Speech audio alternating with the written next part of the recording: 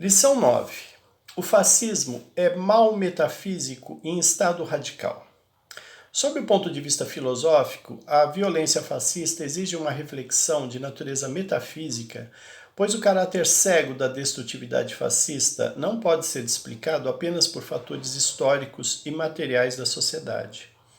Observemos que estamos no século XXI e mesmo após 2 guerras mundiais e 2 bombas atômicas, o racismo, o fascismo e diversos tipos de preconceito persistem como se nada houvesse ocorrido. Ou seja, a humanidade ela evoluiu do ponto de vista científico e tecnológico, mas ela não evoluiu do ponto de vista ético, ela permanece igual. Então é preciso considerar que, para além dos fatores econômicos, sociais e históricos, a violência fascista está relacionada com o espírito humano. E essa compreensão requer um argumento metafísico. Em primeiro lugar, é preciso considerar que, embora existam diferentes concepções morais nas diversas culturas humanas, todo o espírito humano sabe a diferença entre bem e mal. Essa capacidade deriva da qualidade do espírito humano de pôr a si mesmo. Essa qualidade é compreensível a partir de um exercício muito simples que todos nós podemos realizar.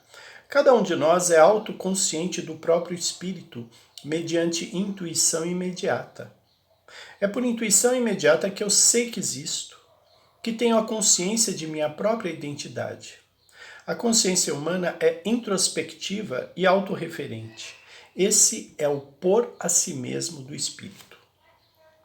O pôr a si mesmo do espírito significa que ele é radicalmente livre, que o espírito humano possui livre arbítrio e, portanto, sabe escolher entre bem e mal.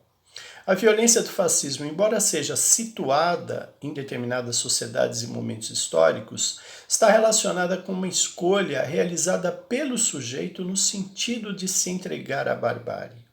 As pessoas que praticam atos de violência não são pura e simplesmente vítimas de estruturas econômicas que as impelem à barbárie. Elas sempre sabem o que estão fazendo.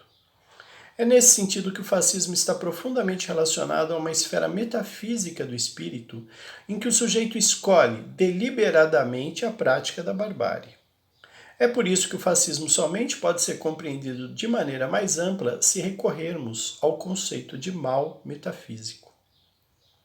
Justamente porque o espírito é radicalmente livre, a realização do bem e do amor entre os homens não é uma condição imediata, assim como é o mecanicismo das leis da natureza. Se os homens já nascessem bons de maneira imediata, se a bondade fosse espontânea como a lei da gravidade, os homens não seriam livres, e então não seriam humanos. O estado de bondade é uma potencialidade aristotélica do espírito a ser realizada na história, exigindo a evolução ética da humanidade. A bondade não é um fato, mas sim uma tarefa do espírito. Segundo o filósofo Hegel, a evolução do espírito se realiza na história graças a níveis crescentes de autoconsciência, em que o espírito abandona o estado de alienação e os homens se reconhecem como portadores de direitos universais. Para Hegel, cada espírito humano é dotado do desejo de reconhecimento pelo outro. E o outro, ao mesmo tempo, precisa ser reconhecido por mim como irmão, como cidadão portador dos mesmos direitos que os meus.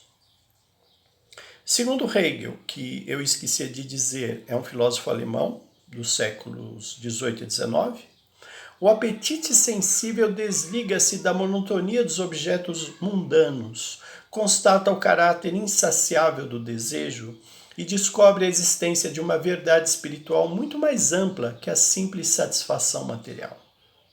O desejo de reconhecimento ilustra da maneira mais fiel possível o caráter trágico da existência, pois sua substância ultrapassa a particularidade dos objetos materiais, revelando-se desejo de autoconsciência que se realiza no interior da pluralidade das consciências humanas. O fascismo, por outro lado, baseia-se na plena recusa de reconhecimento entre as consciências humanas, uma vez que pressupõe a mais completa degradação e coisificação do outro, impossibilitando a própria instauração das condições que permitem que se estabeleçam relações minimamente dignas entre humanos.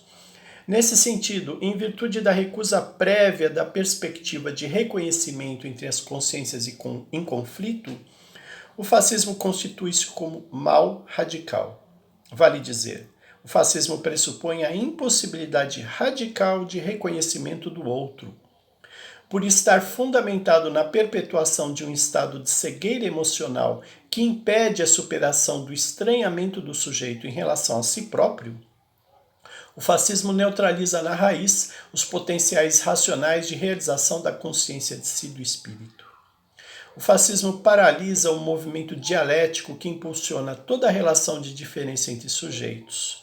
E por esse motivo constitui-se como mal radical, que diz respeito não apenas a cada indivíduo em particular, mas também à história da humanidade.